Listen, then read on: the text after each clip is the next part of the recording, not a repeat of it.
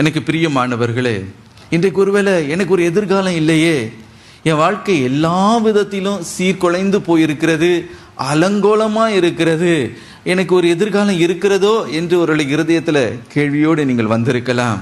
இன்றைக்கு உங்களை பார்த்தவர் சொல்லுகிறார், நீ பிழைக்கும்படிக்கு எவ்வளவாய் உங்களை நேசிக்கிறார் என்பதை நீங்கள் அறிந்து கொள்வீர்கள். அந்த அன்பே உங்களை வாழ வைக்கிற ஒரு அன்பா இருக்கிறது. நீங்கள் பிழைக்கும்படிக்கு, நீங்கள் வாழ்ந்திருக்கும்படிக்கே தமது குமாரனை தேவன் அனுப்பி வைத்தார் என்று வேதம் சொல்லுகிறது. எனக்கு பிரியமானவர்களே, உங்களில் ஒருவரும் கெட்டுப்போவது ஒரு நாளும் தேவன் நினைத்ததே இல்லை.